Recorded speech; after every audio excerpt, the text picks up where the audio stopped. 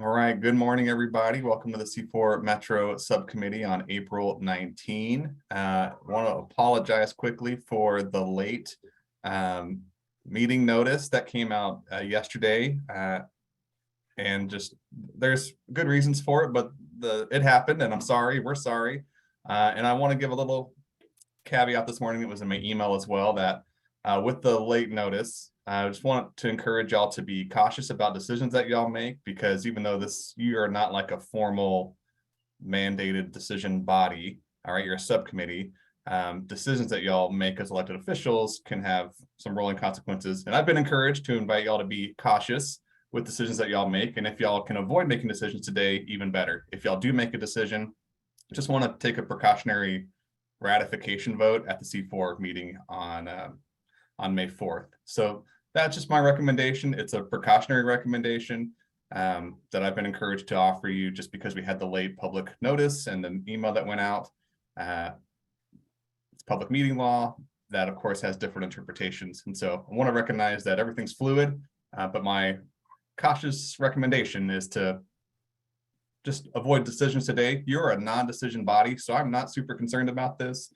There is a recommendation later in the meeting to appoint one of the members to MPAC. I think that's right. Yes. And so that might be something that could wait until May, just to keep on the thread of caution. But I just wanted to offer that here at the front before you got started. And it's an informational meeting. We have a guest here, Elizabeth Morasso-O'Hara from Metro, to talk about the 82nd Avenue Transit Project. Thank you for this preamble, Commissioner Savas, Councilor Sherman. You are the co-chairs. This meeting is yours. Okay, Councilor Sherman, you want to take it away? Sure, absolutely. Thank you very much, Mr. Wilson. Good intro. And if I took away anything from that, it's don't make decisions at today's meeting if you can avoid it. So that seems reasonable. So you've kind of taken my entire speech away. I appreciate the presentation from Metro today, and look forward to hearing all about what's happening on 82nd Avenue. So, Commissioner Savas, anything to kick us off before we jump right in? No, just want to bring your attention just briefly. If we don't have time, I think we should have time, but just want to point out that today the Board of County Commissioners will be approving our submission to FHWA, ODOT, wherever it ends up, in response to the EA. Great read, probably the best thing I've read in the last week. So that just shows how geeky we all are, right? That's all I wanted to share. Please read it. And if you're talking to any of your state legislators, and I think this will reinforce our concerns that we're not full of hot air and making stuff up. And so a lot of crazy stuff that's unfortunate happening in the state legislature with not having a hearing on some of our tolling bills that are out there, or their tolling bills. So I'm a little bit disappointed with process, as are some of our very own state legislators as well. So keeping that in mind, if we have time to talk more, we can, but I just wanted to introduce that. So back to you, Councilor. Very good. Thank you very much. All right. Well, Ms. Morasso-O'Hara, the floor is yours today, please. Thank you. I believe Councilor Lewis wanted to say a few things before I started. Sure. Thank you, Elizabeth, for giving me just a moment to help introduce and frame the 82nd Avenue Transit Project for our committee discussion, not decision. Partners from Clackamas County to Portland are exploring transit investment that would replace the existing Line 72 bus on 82nd Avenue with an FX style solution of frequent express service. This is a great opportunity to start to improve transit service in Clackamas County. And we've been talking about bringing regional transit investments to Clackamas County. This is a big one for the part of the county that it would serve. We're excited to provide better transit services for businesses as well as residents of Clackamas County. Obviously, 82nd Avenue is a long corridor and only the tail end of it is in Clackamas, but I do believe it to be significant. We will be collaborating with partners like ODOT and City of Portland to make sure that we have seamless service between the two counties. I'm a co-chair of the project steering committee, and Commissioner Scholl is serving on the steering committee, and I'd like to take a moment to acknowledge and thank him for his participation and leadership in helping bring this investment to Clackamas. Now, back over to you, Elizabeth. You're the project manager. You can give us the real details, but I think that frame is really important. Yes, 82nd Avenue comes to mind as a Portland project, but that last mile, that's our last mile. Thank you. I'll share my screen. We can come on, share. Hold on a sec. A little technical framing. All right. How does that look to everybody? We see it, and Great. we don't see your notes. So I think that's what you're aiming That's for. what I was going for. Thank you so much. Okay, so well, good morning, everyone. Thank you for having me here today. As you heard, my name is Elizabeth Marissa O'Hara. I'm a project manager for the 82nd Avenue Transit Project. I work at Metro, and I'm really excited to tell you about this project. I want to take a little time to let you know why we're undertaking the project right now, the kind of impetus and urgency around it, what it can do, who it's going to serve, and our next steps for engaging the community and bringing that input together so that we can make sure that the project reflects the things that people care about. First thing I wanted to say is that this is a partnership.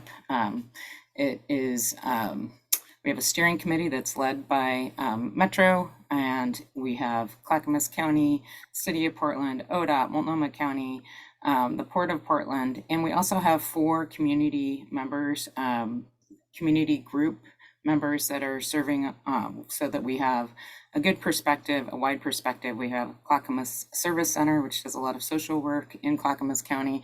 We have the 82nd Avenue Business Alliance, Oregon Walks, and Unite Oregon, all reflected. And each of these partners are going to help us shape this project. So why are we doing this now? Because one, it's been in our plans for quite some time to try to improve the line 72. 82nd Avenue has been recognized as an area where we need better transit service. And also the project is intended to take advantage of a key moment in time. There are so many investments coming forward right now on 82nd Avenue. With the jurisdictional transfer, there's a huge investment coming from the state and region in Portland to make sure that safety is improved. So there's a lot of projects happening already around safety and access crossing the street. This is a high injury corridor, and so there are critical fixes happening in the very near future, 2023 to 2026, which is lightning speed for government. And then there is a second phase that the City of Portland is working on. In addition, ODOT's working on some fixes in the Clackamas County area, make it safer for people to cross the street. At the same time, this transit project, can take advantage of that and also coordinate with that. So we want to make sure that what we're doing is making sense with the work that everybody else is doing. And our project is intended to replace the line 72, as you heard from Councilor Lewis, and it would run from Clackamas Town Center along 82nd Avenue, which a portion of that, got about 2 miles, is within ODOT's jurisdiction, and then run through the Portland location, and then we'll connect in the north to an area that we haven't quite figured out the turnaround spot yet.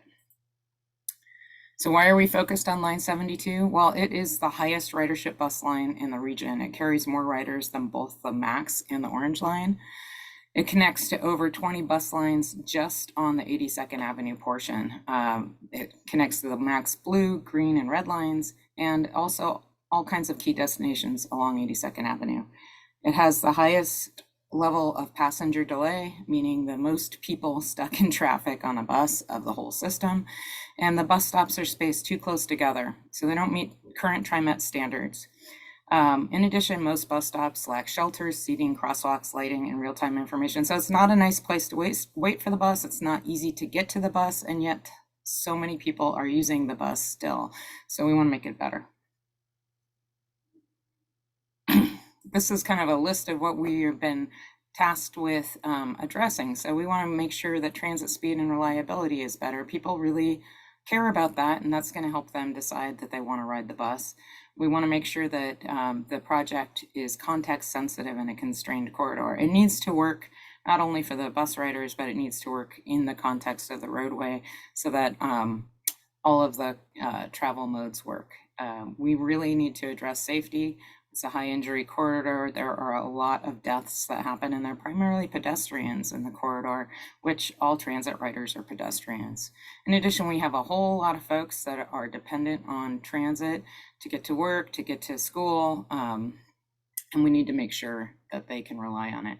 Finally, transit has been called out in all of our state and regional plans, each county and city. That public transit's a primary tool to address that and reduce greenhouse gas emissions. So when we're talking about this project, what you're seeing on this map, and I hope you can see my cursor, is we run, like I said, from Clackamas County north. We have 4 areas in the north that we're deciding on where the bus should turn around. And this area is actually like a small city on its own. It contains about 70,000 residents within half a mile in the study area. And that's about the same as Oregon City plus Tualatin. And we did a half-mile analysis because most people are willing to walk about a half mile to high quality transit. That's about a 10-minute walk. And the section in Clackamas County is actually contains about 21,000 people. That's similar to the population of Milwaukee, just in that small area. In addition, this has a lot of jobs that people are trying to get to, 5 to 7% of the region, and about 13 to 15% of all the Clackamas County jobs are just within this half mile. Not to mention, when we did our analysis, it looks like employment and residential growth is going to be higher than the region for this area. Who is relying on the transit? Well, we know that the population in this area, in that study area, is more likely to rely on transit than most people. There are a lot of BIPOC folks, low-income folks, and limited English people, equity focus areas. These are people who are more likely to rely on transit. The percentage of people living with a disability is higher than the regional average, as well as the households that don't have access to a car. We know lots of people are riding transit to work with a higher commute level of transit than both Clackamas County and the region. And we also know that lots of folks are riding to school, PCC, Clackamas Middle College, and other places. And then in addition, there are certain housing populations that are more likely to rely on transit. People are cost burdened in affordable housing, renters, and multifamily. And there are a lot of multifamily housing units in the Clackamas County area. Let's see. In addition, there's a lot of destinations people want to go to. If you've ever been down 82nd Avenue, you know that there's major retail. Clackamas Town Center is a regional draw. We've got Winco, Fred Meyer, Home Depot, and a lot of mom and pops too. Lots of places that people shop. In addition, major educational facilities are within our study area. The Clackamas Community College Harmony Campus, Clackamas Middle College, and if people ride north, because they do, Portland Community College is a major attractor at Division. In addition, we've got lots of medical facilities. Kaiser Permanente is one of the highest employment areas in really the state. And then we've got medical offices and social services throughout, as well as lots of great restaurants, lots of apartments. There's senior living. And in addition, it's got a major hub at the Clackamas Town Center Transit Center. Not only does it connect to the Green Line, Max Green Line, which runs north and then west to downtown Portland, and connects to so many other lines, but it has the Clackamas County Community College Express and 12 other bus lines. These lines connect to all different portions of the region. So like the 12 bus lines go to Milwaukee, they go to Oregon City, Sunnyside, Oak Grove, Estacada, as well as Portland. So it's really a major hub. In addition, we talked about safety. What you're seeing on this map might be a little confusing, but where it is orange and darker orange is where there have been clusters of crashes. It's one of the highest crash and highest injury corridors in our entire region. And so what you're seeing is right here is the south part heading north. And you can see in Clackamas County, there's a lot of density of crashes, and they occur near these little black dots, which are bus stops. And so we're really worried about people trying to walk to the bus, trying to cross the street and get to the bus. We're excited that ODOT is putting in some new crossings to help people get across the street, but we know that there's more that we can do. Because along 82nd Avenue, the sidewalk and lighting quality really varies. It's hard for cars to see those pedestrians, and it just makes it a lot less safe. We've had 8 pedestrian and bike fatalities in just a 6-year period. And we know that these crossing improvements are coming, but they're only going to improve so much. There'll still be gaps. And this is something that the transit project can help make better. So what we are looking at is adding TriMet's new frequent express type of service. And what this service is, you might have seen it on Division. It's a different kind of bus. It improves, like I said, pedestrian access and lighting. So whenever we're going to be putting in a station, that area needs to be improved to make it easier for people to walk to and stay there. There's more seating on the bus, more space with a longer bus, so it avoids crowding. And also people can load in the middle of the bus and in the back of the bus, which really actually speeds up the time when that bus dwells, and it speeds up people's trips. Trips on this route on line 72 take a lot longer during the rush hour part of the day than in the less busy part of the day. And it can take 20 minutes longer for someone to make a trip. It's really a long time when you've got to be to work on time. So we're looking at ways to get the bus around traffic. We haven't decided yet, but there are some ideas around dedicated lanes, signal priority, where the traffic signals sense that the bus is coming and hold the green a little bit longer so that they can get through. And then we're looking at taking bus stops and converting them to stations. So what you're seeing here is a shelter, would have seating, lighting, real-time bus arrival, so you know when the next bus is coming, and just be a more pleasant place to wait. And that's kind of, and easily identifiable. It's easy for people to figure out where they need to be. So we are at this point looking at stations, taking where we have bus stops now and figuring out which ones are the most important for people to get around, and investing to make those bus stops better, turning them into stations and focusing on where people want to go. Currently, there are a lot of bus stops along the corridor. In fact, there are far more than what TriMet has in their standards. So even if this project wasn't coming, TriMet might look to remove some of those stops, but with the opportunity of safer crossings, better lighting, and other amenities, we really have an opportunity to combine forces and get it right. The thing about stopping all the time too is it makes the bus less reliable, and it makes it oftentimes late during the rush hours when it's stuck in traffic.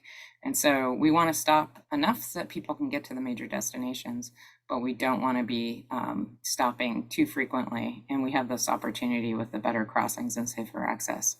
When we started looking at where we would take the stops to stations, we looked at where people are riding today. And what we found was we could probably,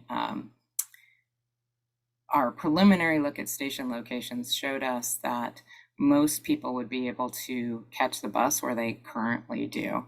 In fact, about 72% of the rides would be in the same location as they are today. And about 90% of riders would have a station within 500 feet of their current stop.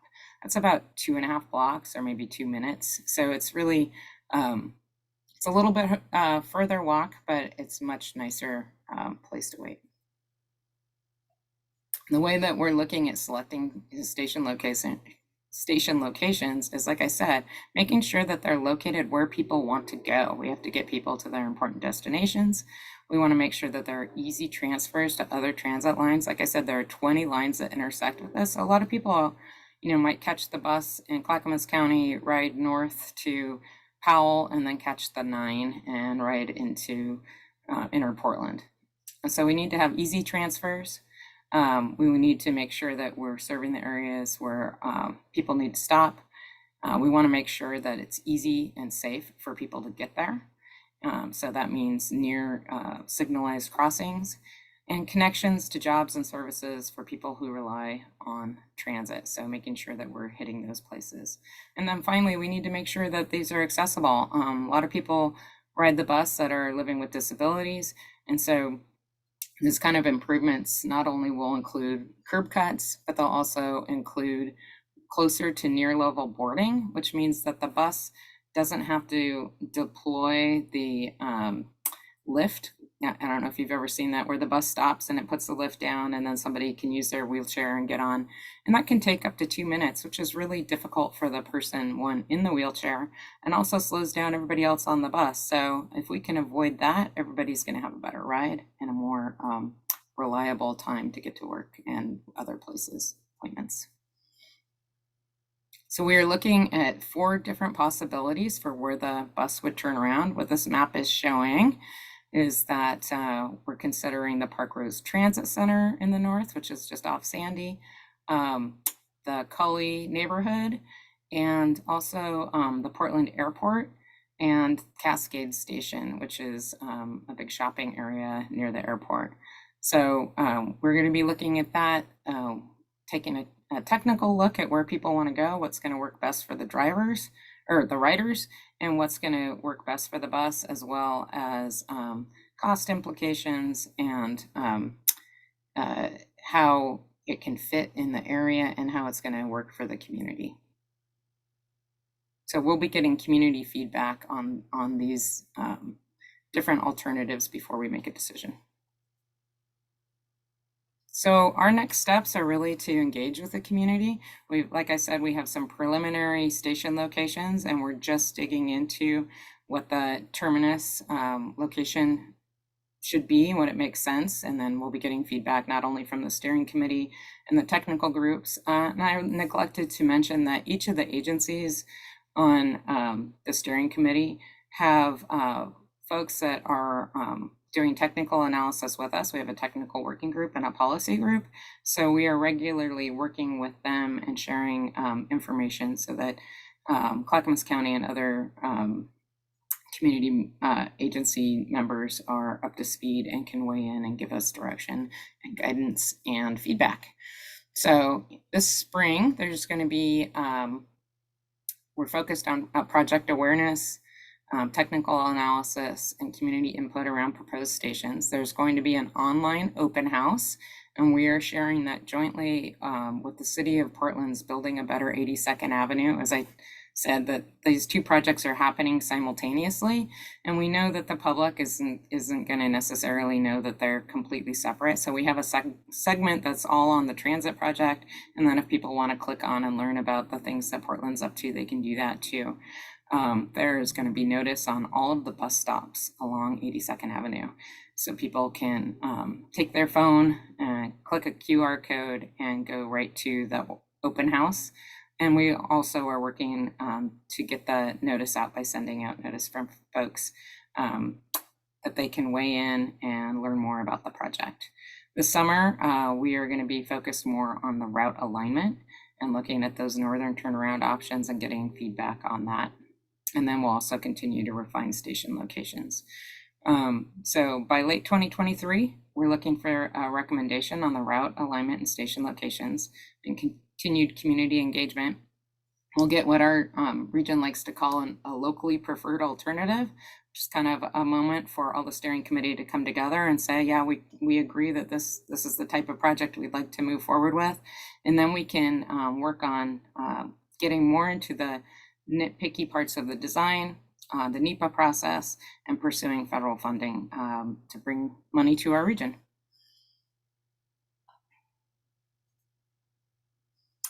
So that's what I have to share for you today, and I'm wondering if there are any questions. Very good. Thank you for the information. Appreciate it. Actually, I have one, then I see Mr. Gronke has his hand up, so I'll be with you in one moment, Ed.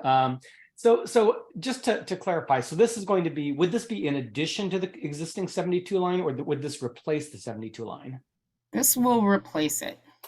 So I think currently the line runs up and then heads west on Killingsworth, I'm pretty sure. And I've just seen, you know, I was actually up there recently at 4:30 on a weekday and saw the bus coming back down, and it was, I mean, it was full from you know, back to front. And so would that then be part of this design, is going to be kind of a transitional place and a rerouting of that existing east-west connection? Yes, absolutely. That's one of the things that makes picking the terminus, the turnaround point, really important.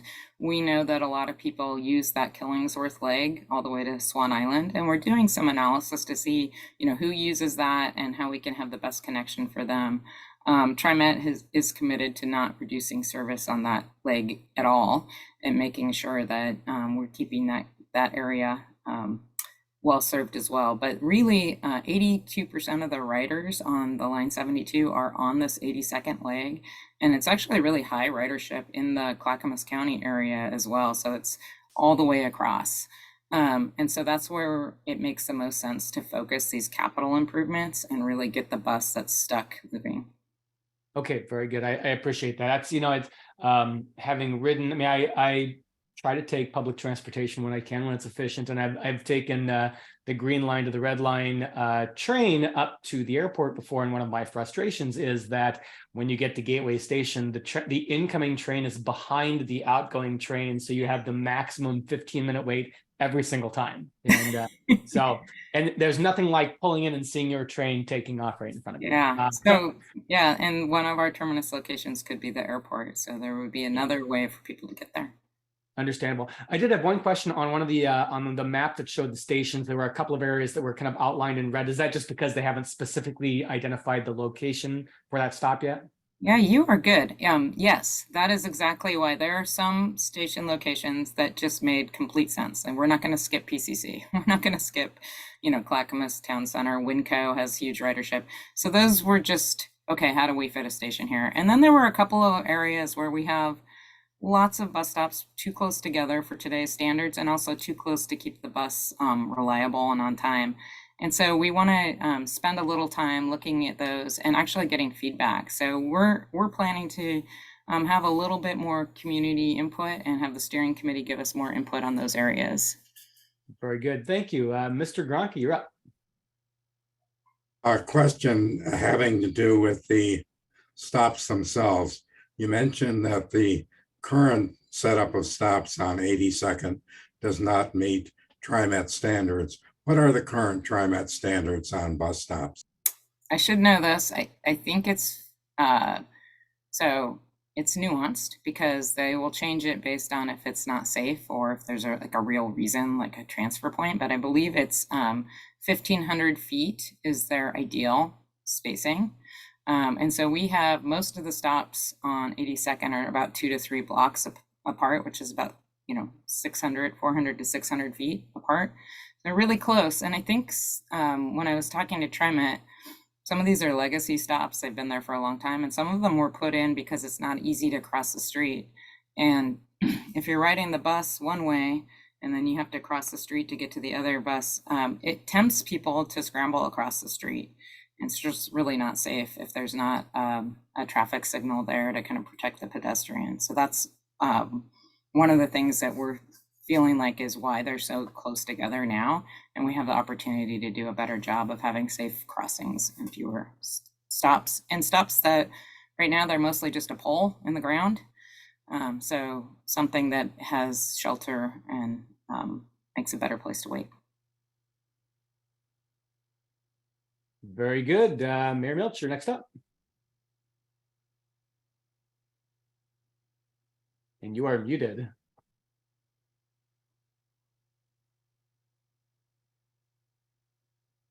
Thought I hit that button. I must have hit it twice. Am I correct in assuming that this is a pretty unprecedentedly large jurisdictional transfer? So perhaps an experiment or a policy referendum on that.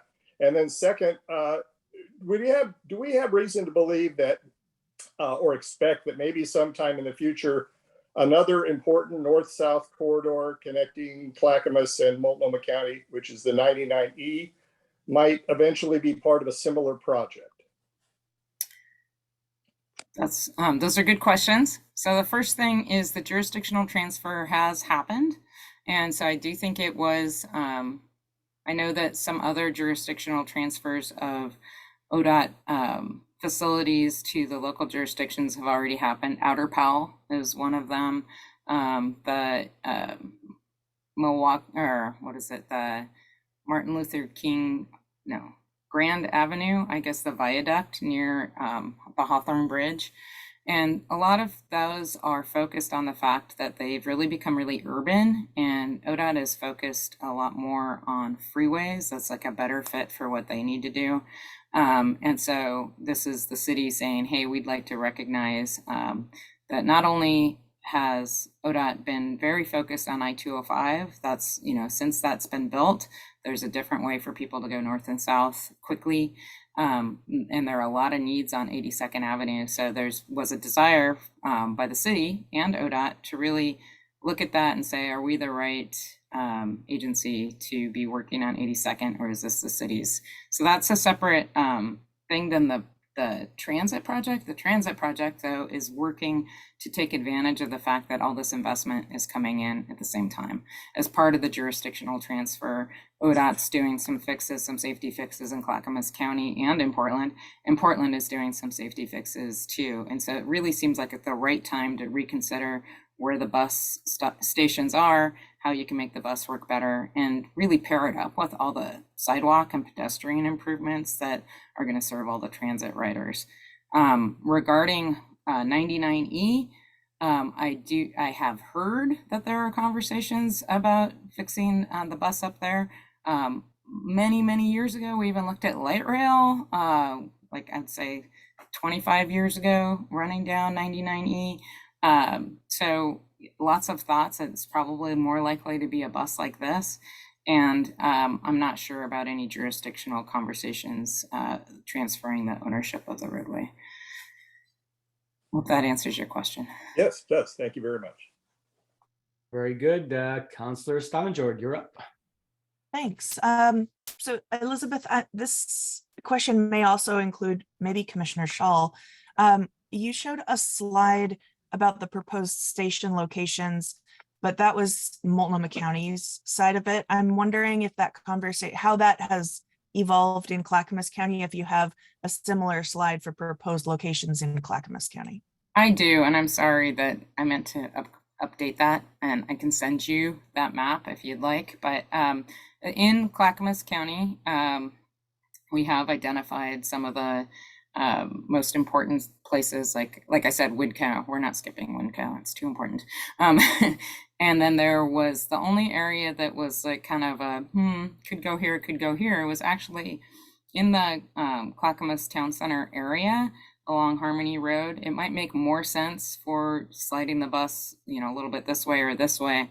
And so we were going to make sure and engage people, like I said, where there's kind of the questions of what makes more sense. What we know is during the holiday season, there's some real challenges for the bus to access the transit center. And yet there are so many connections there that right now TriMet goes to Fuller Road during the holidays, and all the buses have to drive up there too, which is, you know, inconvenient for people. And so we're trying to see if there's a better way to get there. Okay. Thank Oh, you. and on the online open house, there'll be a lot of questions about those stops, and people can weigh in and provide some feedback. Okay. Very good. Mayor Buck, your hand is up. Thank you, Councilor Sherman. Elizabeth, thanks for the presentation. What is the timeline for engagement? Is that for the entire 82nd Avenue project, or is that just for the Clackamas portion of it, or is it all happening? Yeah, that's a great question. No, it is for the transit project because, you know, 2 miles of transit project is in Clackamas County. People ride between jurisdictions. If you ask somebody where the line is, they don't know. They just get on the bus, right? And so it's to make sure that the bus works for everybody, and that those connections are there. So the online open house, like I said, is going to be about the entire transit project, but it'll be easy to hone in on the areas that you might be interested in. But it's for the entire, all of these improvements over this 7-year period of time. Yeah, so what we're focused on, and this is where it's really confusing, so thank you for honing in on this, is ODOT has some projects happening on 82nd Avenue. Portland has projects happening on 82nd Avenue. In fact, they have 2 waves of projects. They have one that they're going to build that we're seeing as our no build because it's just going to be done. They have to spend the ARPA funds by 2026, and we won't have a transit project by then. And then they have some money where they're kind of considering what else they could do, like trees or other things.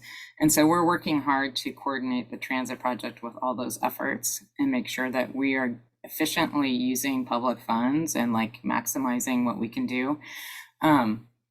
So I don't know if I'm answering the question very well, but those are separate projects that we're coordinating with. The transit project is its own project, but we want to be smart about getting the most for the community and maximizing the amount of federal money we can bring in and improve this area. So I just want to, so on the, so I see there's the 100 and I'm trying to understand like the 185 million. That was for the jurisdictional transfer. That's ODOT money. It's it's money that came from ODOT, the state, Metro, other groups, and was given as part of the jurisdictional transfer for Portland to invest in. They have to do paving, safety improvements, and other things, and for ODOT to invest in paving and safety improvements and other things. So that was part of the jurisdictional transfer, is how do you bring this roadway up to standards? Because Portland didn't want to take a road and be like, now we have all these problems that we can't afford to fix. So that all came at the same time. And so really what we're trying to do is recognize this is a really good opportunity. Plus, this corridor has been identified for over 10 years as a key corridor for transit. So this seems like the time to strike while the iron is hot and get the kinds of improvements that we can, you know, if they're fixing a sidewalk and a crossing, that seems like a good time to put the station there. Right. So the 185, is that the full cost of all of these improvements, or there's additional funding that's needed to do? So we'll need additional funding for the transit project. That's all about the jurisdictional transfer. Is that helpful? Well, so is there a price tag on the transit project? Not yet. We are working on it. We have to define the project better.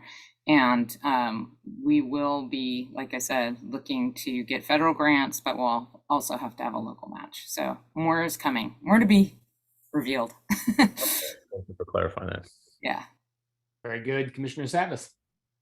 Yeah, I totally understand the importance of coordinating on this corridor. You know, line 72 has the highest ridership of, I think, any line in the region. So we're proud to be part of that. And we've made a lot of investments along the 82nd corridor in the Clackamas County side with our 2 urban renewal districts over the years. So we know that the Clackamas County portion is far more improved, you know, maybe not up to where ideally where we could be, but a lot more improved than the area north. So we understand the coordination and all that, but I'd be remiss just to be who I am and being the oldest kid of 7 kids, my brothers and sisters, I always had to spread the love equally.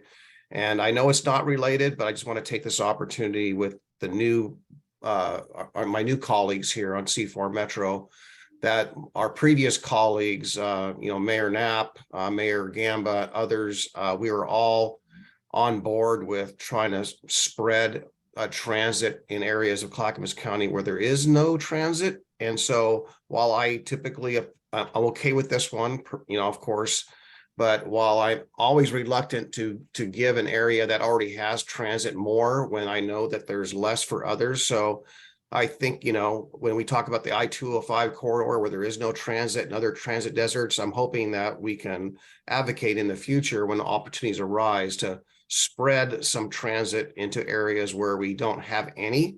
And that's just my inherent how I grew up, of making sure everyone gets something as opposed to doubling down or tripling down on areas. But this one here is an exception because of the jurisdictional transfer and all the opportunities. So I just want to put that out there. Thank you for your time. Thanks. Very good. Good comments. Mr. Brashear. All right, I'm probably the only transit geek on this committee, so just a few things, Elizabeth. I'm not as familiar. I'm familiar with the BRT or rapid bus or whatever. You know, there's all kind of different names for it. The 82nd Avenue project. Is there a needs assessment that is part of this? Has it been done, or is it going to be done? And an operational analysis usually kind of tells you, you know, what's working, what's not, and what some of the remedies are. Is the solution that you're talking about currently the only solution on the table? It sounds like it is. And then kind of dovetailing into what Commissioner Sabas was saying, what considerations have been given to the other transit providers? I'm not sure if you know, there are 5 other transit providers in Clackamas County, which makes it unique compared to Multnomah or Washington County. 6 if you count Ride Connection, which I do because they do carry folks. So what consideration has been given to, because it appears that this project, which sounds like a great project, focuses on the individuals that live directly off of 82nd, and they have quick and easy access. But there is a transit center in Clackamas County, Clackamas Town Center, transit center there. And so there's an opportunity for the rest of us that aren't TriMet to bring people into that transit center. So I'm just trying to expand our minds into thinking that we have the opportunity to leverage all of these other transit systems and possibly make Clackamas Town Center a major hub for transit. I'm looking at behind on my shoulder there is a bus on the I-205 shoulder, which I hope to be running a pilot on here really soon. Sam or Sandy is considering a service from Sandy to Estacada into Clackamas Town Center. And then I'm working with Canby and South Clackamas so that at some point, all of our systems will connect. And I just think this is an opportunity to look at that, you know, the larger picture. So I asked a lot of questions, but I'm, like I said, I'm a transit geek. So, you know, this makes sense to me.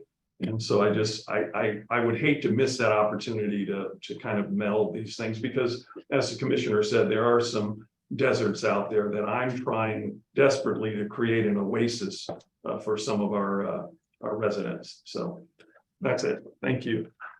Thank you. I think that's really helpful framing also, because as you know, being a transit geek, one line isn't going to do everything. And so what we are working on with the line 72 is taking, like I said, the highest ridership line that's stuck in traffic and saying, here's an opportunity to make it better for people, make it safer, and make it more reliable and faster, give people that option. At the same time, that Clackamas Town Center Transit Center, you're absolutely right, is a huge hub. And there could be great opportunities for better connections there. And like I said, one of the things we're looking at with TriMet is how did the buses get there during the holiday season in a way that makes sense? It's really going to be more efficient, and like they're avoiding it right now. And there could be other opportunities for them to be thinking about how a smart connection or a SAM connection or other connections could happen there, because it does have all these lines right now coming together, 12 bus lines and the MAX and shuttles. And so that would be really exciting. And I think that it makes a lot of sense. And then also that I would say there's kind of different levels of investment that make sense for different lines. Clearly, spreading buses further out into the county is great, giving people that kind of lifeline. And it's going to be a combination of investing where you already have lots of people relying on the bus in Clackamas County, lots of jobs that are relying on people getting there by bus, and making sure that works well, and then having those connections. So I hope that answers your question, because I think it's exciting that you want to connect there. I think everybody might be excited about that. Thank you. Very good. Well, not even connect, but connect and coordinate, and whether it be via scheduling or cross-jurisdictional fairs or whatever those things are, that makes it a seamless process for the riders. Yeah. Councillor Berry, I see your hand is up. So I just wanted to say thank you so much for your presentation. I thought it was really excellent, and your slides were really outstanding. They were attractive and really clear for the messaging. And then I just also would like to echo the concern for the crossing of the streets. You always hear in the news about these terrible accidents. So I'm glad that you're taking that into account and making it a priority. Thank you. Very good. All right. Seeing no further hands, I think we will we'll put a bow on this one. Thank you so much for the presentation and for the time. And Thank you. I think next up we have a TPAC update. That's right. I'm bringing in your TPAC members now.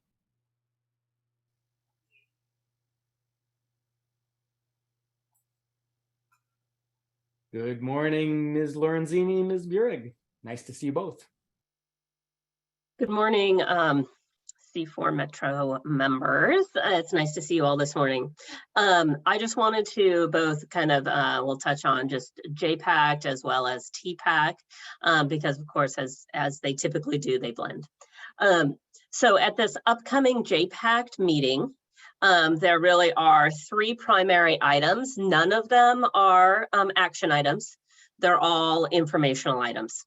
So there'll be a lot of presentations and learning and opportunity for questions. The 3 items that are on the JPACT agenda that's coming up, one is there'll be a discussion about the Unified Planning Work Program, otherwise known as the UPWP. The UPWP is a 1-year, it covers 1 year of time for planning specific projects that are either federally funded or important to the region. And so that gives the people the opportunity to see the work that's being done. It has a lot of detail of the work that Metro conducts using the federal funds that come in. So all of their different programs that they do to support the work that's done throughout the region.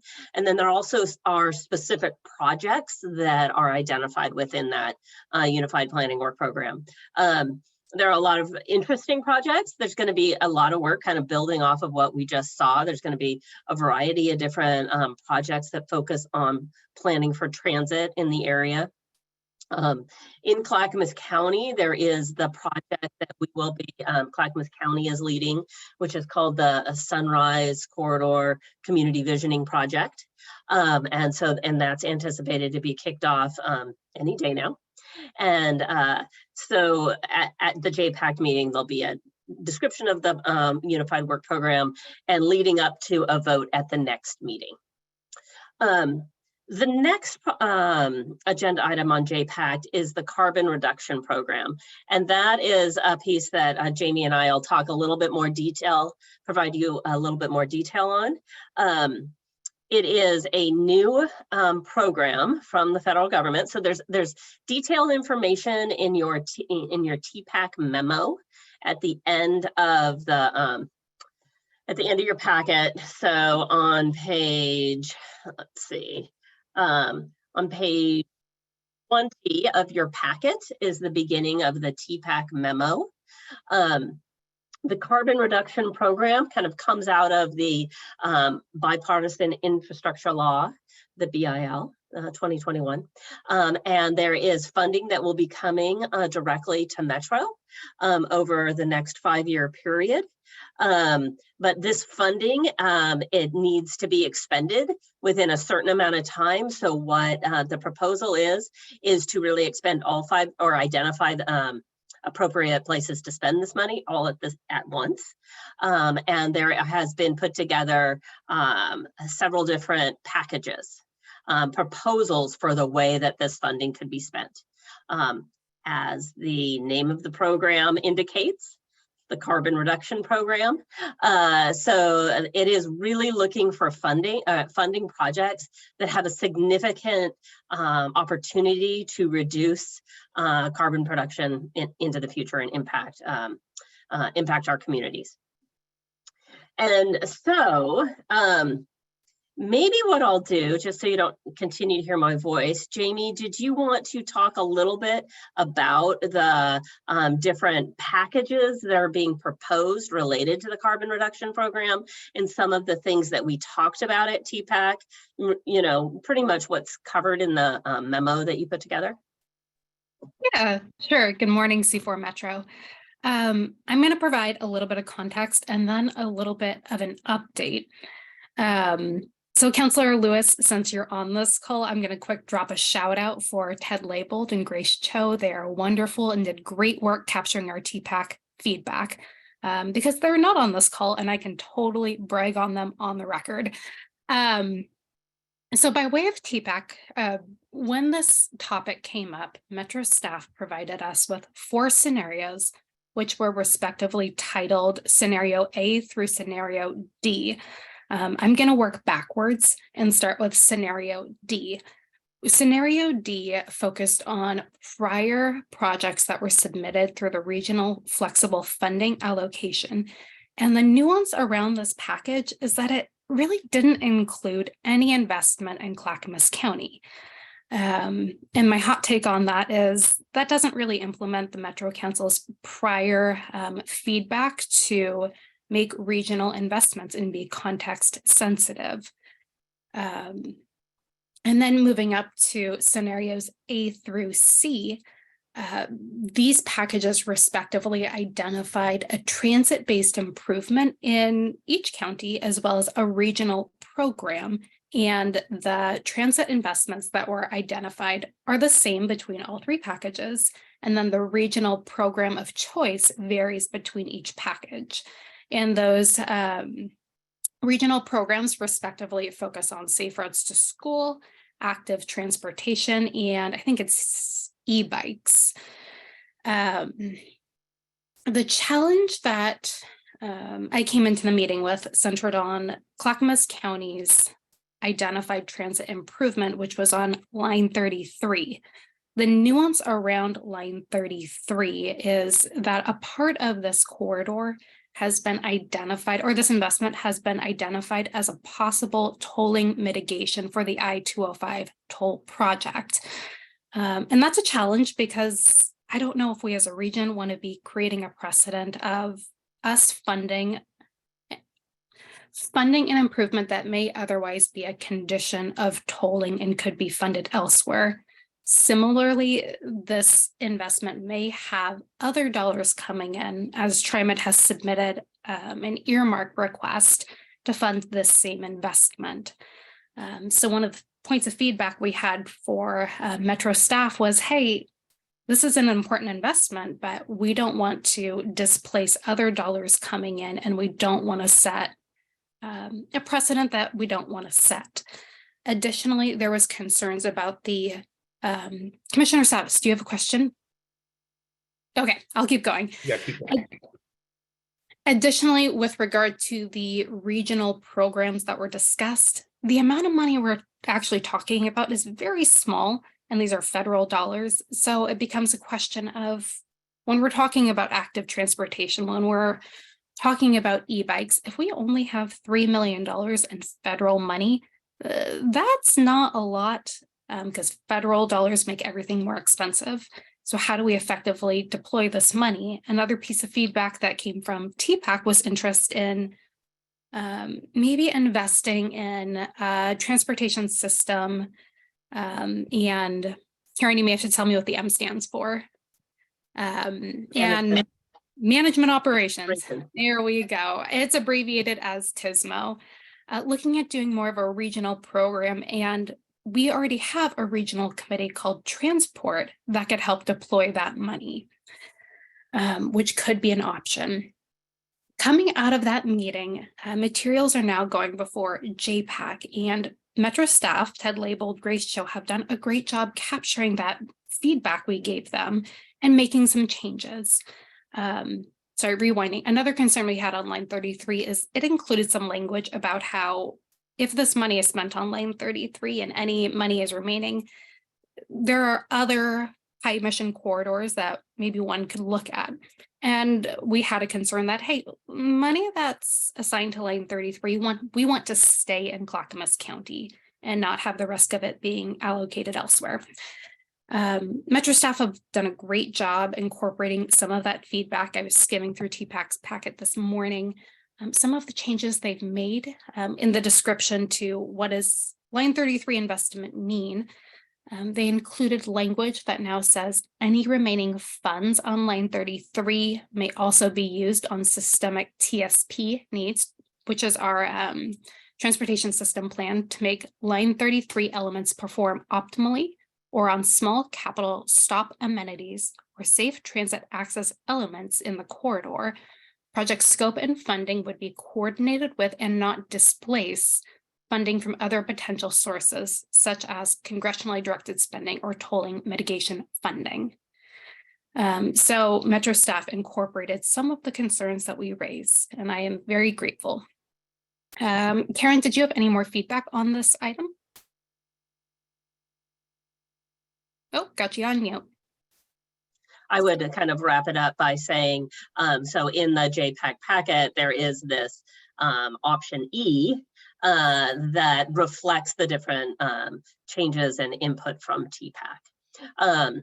And as a part of, and I was also going to note that one of the other transit corridor investments is actually the 82nd Avenue corridor that we just heard the project information about, and what that would do, that investment, it would be helping to move the 82nd Avenue project and fund the more project development in that corridor with the project partners. So that kind of gives you an idea. So again, that particular item is an information item. It will be discussed yet again at TPAC next month, and then the decision for JPACT will be in May. So Commissioner Savas, did you have a question? Yeah, I appreciate all your work, and for those that are present here today and those that are not, and Jamie, you covered those folks and giving them shout out, so much appreciated. To just build on my earlier point, I just want to just build on this a little bit and say I'm a little bit concerned again that, you know, as I look at all the options, you know, certainly this project's identified in every one of the options, right? And my concern is, frankly, we have a federal ask earmark request for electric buses on 99 corridor. So principally, again, my background and trying to put ourselves in a defensible position. Are we really going to reduce carbon if we are changing signal timing on a corridor that's using electric buses? I would probably say not so much compared to having a shuttle that gets people to the line, which we've asked for in this corridor for over 20 years. Our constituents have said over and over, I'd love to be able to get to take transit. I just can't get there because of the topography. It's too hilly. It's not safe. There's no sidewalks. So a shuttle or a local jitney, I think, would bring so much more carbon reduction because people wouldn't have to drive their cars. So any kind of amenity, I think, that meets the need in this suburban corridor, whether it's charging stations at park or more park and rides, something that builds, that fits, that will indeed reduce carbon significantly, that would be responsible versus trying to add signal timing, which I'm concerned on for electric bus. We're going to get there in short time, frankly, if we're not, I know we're not there yet, but in short order, whether we get this earmark or not for electric buses, the fact is that signal timing is not going to have any long-term carbon reduction with electric buses. Can we find a better project? That is an excellent piece of feedback. I will note, and Karen can jump in as well. The line 33 line item, as it's called out, is a little bit nuanced because transit signal priority may have funds coming in through other agencies, including potential tolling mitigation and congressionally directed spending. If this investment is funded through those other sources, then the money that's assigned to the Line 33 corridor or any funds remaining could be used to fund some of those other types of investments like safe transit access. Yeah, and I would also add on to what Jamie was saying is that what we were attempting to do with regards to our inputs about the kind of what the project description was to sort of broaden and allow for a variety of types of investments that would really be focused in that area.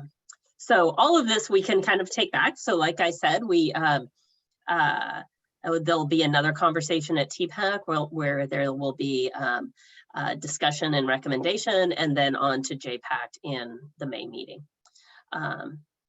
So Karen, I appreciate that. Just one follow up on this. I'll just say it a little bit differently. How do we change the paradigm where we get what we need that meets all this criteria, right? Versus having something prescribed that is not so needed. I mean, granted, it'd be nice, but we got to increase our coverage. Right. If we want to increase ridership, we need to make it convenient. We need to make it effective. And for years, we ask for things, we don't get them, but instead we get things we don't ask for. Yeah. This paradigm needs to change. Yeah, and I do see the challenge, and some of the challenge ends up being where there are dollars that are that need to be spent on what would be called capital projects, kind of one-time investments versus the dollars that are more for operations and being able to sustain investments across time to actually operate transit. And sometimes those dollars are specific on how they could be spent. So I know that, sorry, I've got a variety of things going on my screen. And so as we have these conversations in different venues, and especially those around the operations side of TriMet, that's where we really need to be talking about how we get more service. And because that falls under operations versus on the capital investment side, what type of capital investments such as sidewalks or shelters or other investments in our infrastructure can be made to support transit. So that's one of the things we're also challenged with. We can't spend the money sometimes there's the color of money, you know, it depends on where it goes. So I saw a couple of different things. I don't want to, I think that Rebecca had her hand up, but I don't see her anymore. Mayor Buck. Thank you. Yes. Okay. A couple questions. So to clarify, does TPAC support this package E? I would say that package E reflects what TPAC discussed, right? We won't actually vote on it until next month. But I would say that from our, analysis that package E does reflect the input that we had. Okay, and so there's no to these in package E, is package E, is it the, because it's not in our, and I haven't looked at the JPAC deal yet. Yes. But it's, is it the active transportation program? Oh, that's a really good question. It's a really good question. What the package E is, and I don't have it up in front of me, is, so we had the conversation, so there were the difference between A, B, and C. One had investment in electric vehicle, in e-bikes. One had active transportation, and then the other had safe routes to schools. Our concern about all three of those was it was too small of a pot of money to actually make a difference, and it would be difficult to identify the projects to have that investment. So instead, our TPAC's recommendation was that funding, that $3 million, I believe it is, would be for TSMO, which is Transportation System Management Operation, and potential other TSP, Transit Signal Priority investments.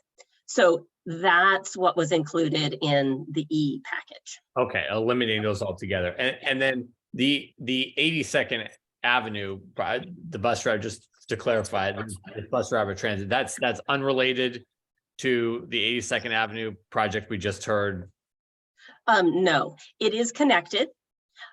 So what we just heard about was the initial work that's needed to be done to identify the locally preferred alternative. And then once that's identified, there's going to be a whole nother slew of information and money that's needed to be able to do project development, to be able to actually design and construct. And so in packages A through C, the 82nd Avenue investment is to be able to have $5 million that would need to be partnered with another $15 million from local jurisdictions to be able to do project development, to take that project to the next step so that they could then request federal funding, right? So it's that 82nd Avenue project will be a fairly expensive to ultimately fund. I see. Okay, so that, and then we talk about 86, so would they be partnering with both the city of Portland, Multnomah County and Clackamas County? Is it for Correct. the full length of Yes. that? Okay. Yep. Yes. Okay, thank you very much. Very good. Councilor Lewis. Sure. I just wanted to kind of hop in here with the desire to move forward with saying what we do want. I heard the frame from you, Commissioner Savas, that potentially this is giving us what we don't want, what we haven't asked for. And I think that there's clearly some need for the 33 investment because it is on the federal earmark list. But additionally, if we have made our mark on package E, like I do think that that is something to celebrate, that we actually did work fast enough through this process, which is a really fast process, or else these dollars disappear, in order to make it like right size for Clackamas County. So if there's an opportunity to really put that frame that this has been a good process in order for us to help bring up what we have been asking for, I think that's where I'd like to go, particularly as we have colleagues at JPACT who, you know, haven't had this kind of pre-discussion and are going to need to understand where a new option is coming from after the presentations they've gotten in the past. I don't want it to be necessarily called only the Clackamas County package, but if we're the county that's been able to take advantage of this process, we should own that it was a process that was actually iterative and did give us room for input. Very good. Good input. Commissioner Savas. Yeah, so I just have a question then. I appreciate Councilor Lewis's comments. One of the points I tried to make there, and maybe someone could speak to it, if it is in the guise of carbon reduction, are there metrics and responsibilities to actually deliver on that? And therefore, would we be held, I mean, it seems we would be held accountable for a measurable reduction in light of what we know today and what's coming down the pike. So that's my biggest concern, is that accountability for reducing, or the goal, both the spirit and the technical aspects of reducing carbon. Yeah, I can jump on this one, and Karen can check me if I'm wrong. Like, I don't know, give me a virtual ping on my phone. My understanding is that CRP projects are being assessed qualitatively and not quantitatively. And I also believe that these dollars that we're talking about today are only the Metro formula funding dollars, and not dollars that may be representative of the larger state share. So there could be other opportunities in the future for other investments, though I'm unfamiliar with ODOT's process for these monies at the statewide level. And so just touching on what Jamie was saying with regards to, you know, our ability to quantitatively identify the specific impact of each individual project and its impact upon reduction in carbon is very challenging, right? It is not something that Metro has said it is able to do, such as looking at each investment individually to quantitatively understand specifically the carbon reduction benefit of that project. And so we're having to look both qualitatively at what is known generally about investments in these different types of kind of infrastructure needs. So I think it's a challenge. It's a little bit of a quandary that we're in. We all would like to know that, and that is something that we've talked about at TPAC, is this desire to know that the choices that we're making are the right choices and will have the greatest impact. So I guess I would think about the description of the project that is currently within the JPACT packet about line 33, and if whether or not there are ways that could even have additional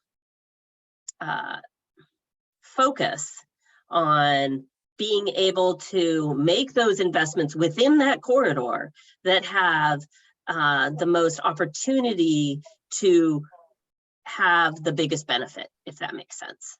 So maybe there's, and maybe that's something we just need to be thinking about internally, about how we can sort of right size that description. But I think we've been trying to get it to a place where we have the flexibility to make those investments in that area, specifically in that area that will that would really help the community there.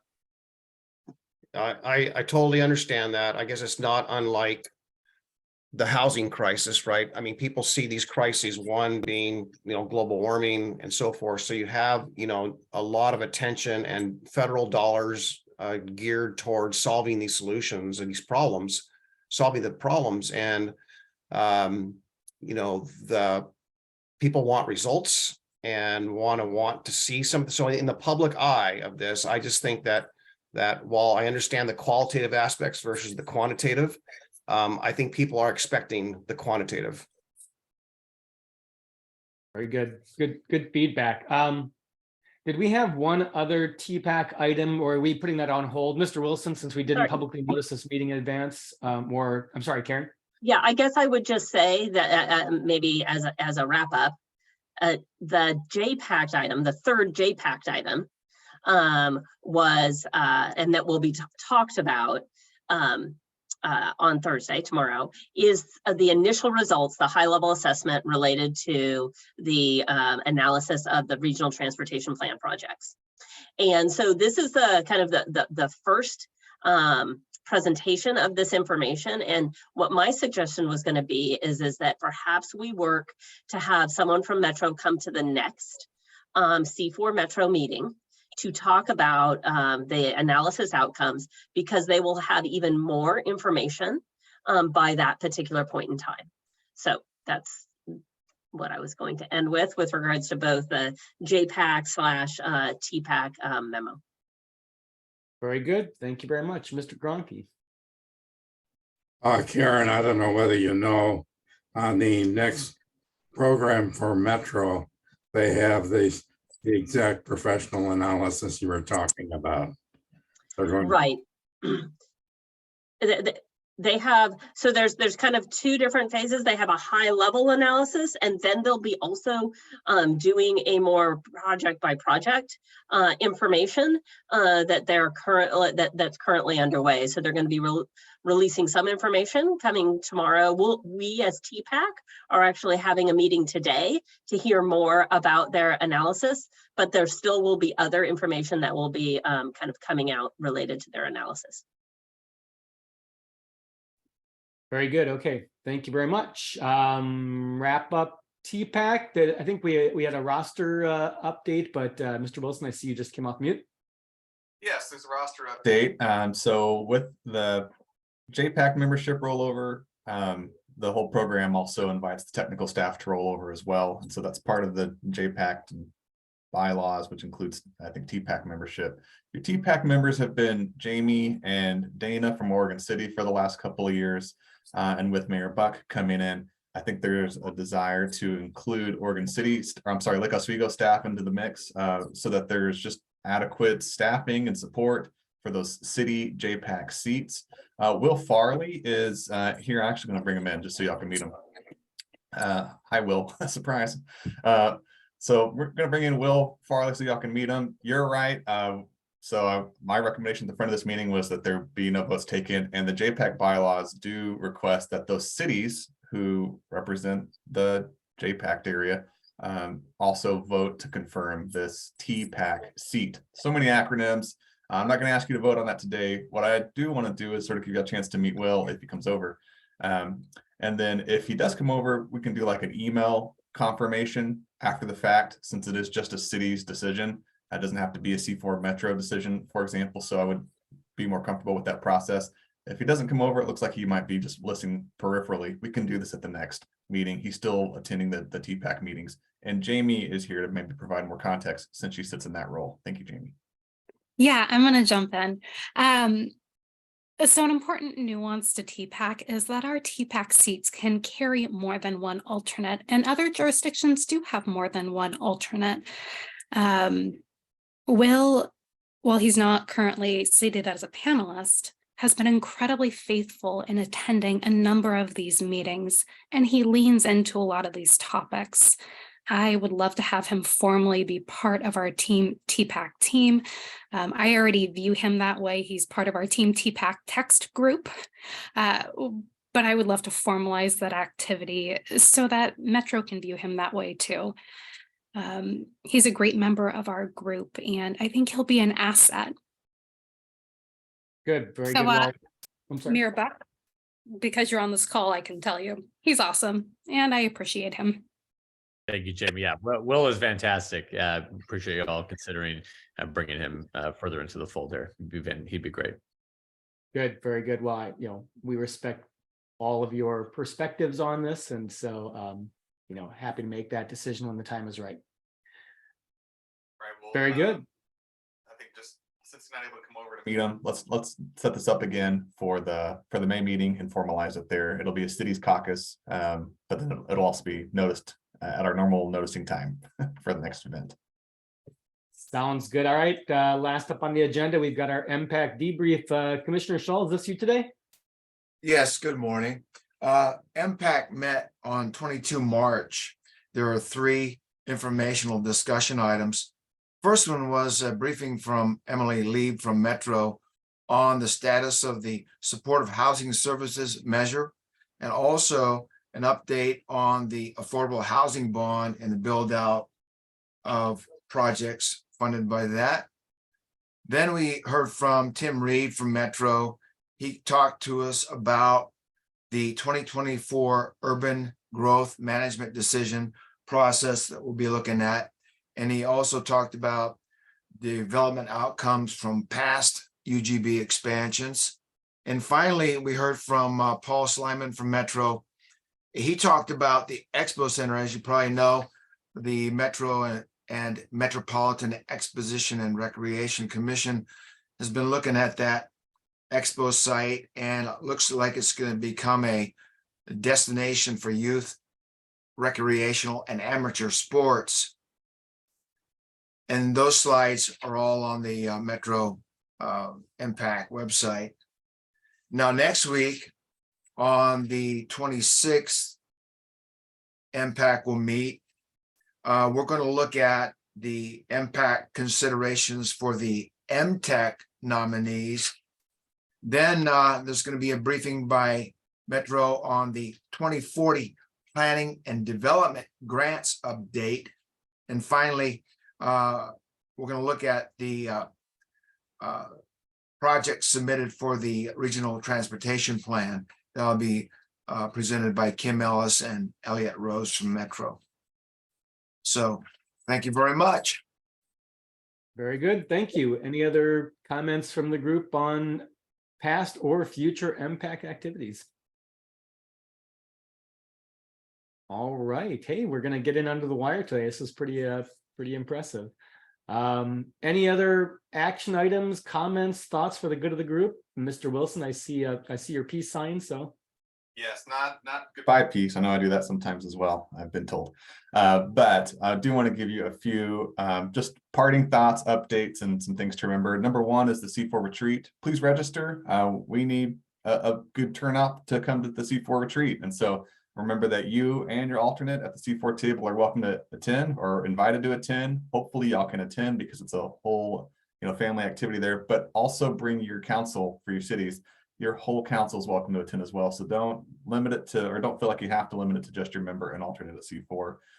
For the purposes of coordination, anything that comes out of C4 ever would eventually have to come potentially to your whole body to vote. So when your entire council can be part of that early discussion, it probably helps you down the road to do something bigger and different. So just a reminder, things like the vehicle registration fee started at a C4 retreat, and it was able to gain traction because it had so many pieces of involvement, or so many voices of involvement to reach that broader consensus. So that's the C4 flagship success story, where there is value in having everybody come to that retreat. And just our entire county commission is invited to the retreat, and likewise we hope that y'all can do the same thing. So obviously I'm trying to get y'all to buy in and I'll keep sending you reminders. You might even see some emails coming up. So FYI, C4 retreat. Number two, just a reminder, I know you all know this because y'all are also passionate about it. The EA comment period is at the end of this week. Please submit. And this kind of came up earlier, but just for our purposes here, it's really helpful if you copy someone from the county when you submit, or share your final version with us. You can send that to me, you can send that to Jamie Stasny, send that to whomever, but I'm going to ask that you please copy me as C4 members, just so that I can start keeping track of that too, and at least there's maybe one centralized recipient of that. So please share your final with me once you're done, just because we want to be able to track what everybody's saying. I'm not confident that if we rely on ODOT's master list, we'll get the full suite or understand all the comments. It's nice to know the different perspectives that we can have together. And for later this afternoon at noon, there is no diversion subcommittee meeting. That's because the diversion subcommittee had been working on the EA comments. C4's letter has already been submitted, so there was no need to meet this month. We are expecting it to resume in May. Those are the big ones. Please register for the retreat. And if I didn't say it before, please register for the retreat. Very good. Mayor Buck. Thank you. I was wondering if at a future, C4 Metro Subcommittee meeting, we could kind of get update on the SHS program in light. I know the county, I don't know if you guys, Commissioner Savas, if you all ended up adopting the resolution, is kind of a different approach that was put forth by, I think, Commissioner West around, the approach to supportive housing services and all of that. But in light of this different activity and the kind of pot of money of SHS funds the county is sitting on, it'd be great to kind of get an update if there's a change in direction there, or just kind of what's going on. I can quickly just add that, because housing will be a huge component of the retreat, I am thinking that it would be appropriate to dive into that at the retreat specifically. Well, I was not planning on that for the May C4 meeting, but if there's a short version of an update there, I just worried it might be not off topic, but like a peripheral. And I think y'all can do a deep dive, and we can provide some of the staff people into it at the retreat itself. Are you hoping for something sooner, Mayor Buck? I mean, whatever works. Okay. I think the board did pass that resolution that you're discussing a week or two ago. I just know, I guess I talk about it in the context of, C4 is great. All of Clackamas County, whatnot, but specifically these SHS dollars are meant to be spent in the metro area. So it becomes a stickier conversation with all the jurisdictions. That's correct. They are intended to be spent within the metro jurisdiction, or within the metro urban growth boundary. And it frees up dollars for the county's housing program to do housing services outside of the metro growth boundary as well. And that includes the governor funds that just were appointed and designed. I think it's $4 million and some change. if you can call $400,000. I think it's 4.4 million. So that money is coming in as well to sort of address this stuff. And I think the county will be dominantly using those more for rural purposes because the SHS is so focused within the UGB, and we have the largest urban population in the state within Clackamas County outside the UGB. So we got to balance those resources.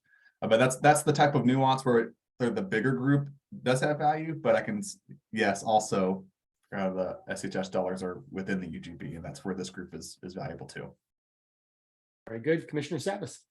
Yeah, I'll just speak to Mayor Buck's point he was raising. I saw my take, again, I'm not sure we actually have exactly a very carefully thought out strategy as of yet, but I think there is a gap, and the state has recognized there is a gap. So the resolution kind of addresses one of the gaps that's been identified by the governor's office. So I see it as an add-on, not necessarily a take. So it's not a takeaway from the current program. It is simply something that would be additional to and meets, again, what I heard from the governor's office in regards to a gap for recovery services. And I think that as Trent properly mentioned, the governor's additional dollars, we would try to leverage that in the rural areas where we have a shortage of funds, where the SHS doesn't apply, but the overlap's really important. So trying to coordinate those across those, I'll call them boundaries, if you will, to coordinate in a way that all works together would be ideal. That way we're serving all the folks. So that's the beauty about the governor's extra money, provided we can leverage that as efficiently as possible and get as much of that as we can. But we're working on that. And I, wish we could do more and do it more quickly. So keep us on our toes. I think the C4 forum is probably better than the C4 Metro because of that tie-in. And there's more voices there as well, but happy to keep everyone apprised as needed. And I also look forward to discussing at the retreat.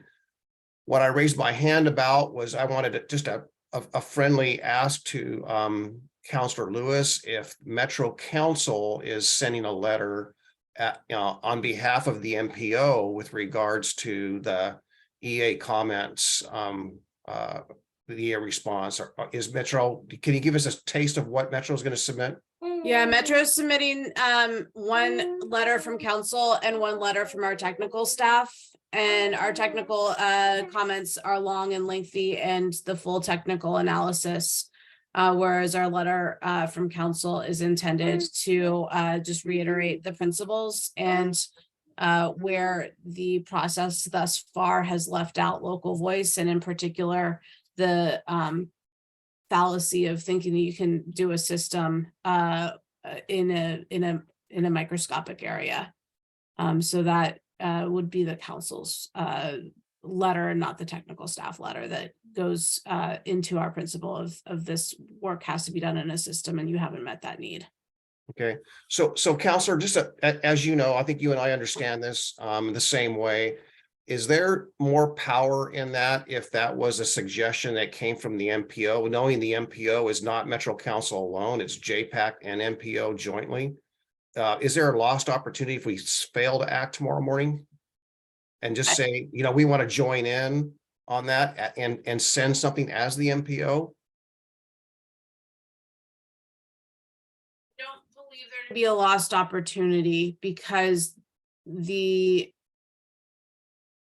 statement would essentially be from, would you be asking to sign on to the Metro Council letter or the MPO, the agency, like technical comments?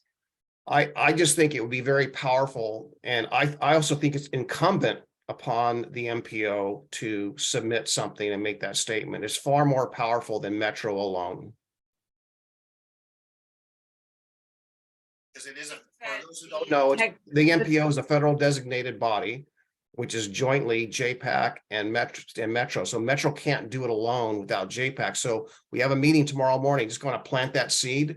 Maybe there's something we can do between now and tomorrow morning to get it in before the deadline of Friday.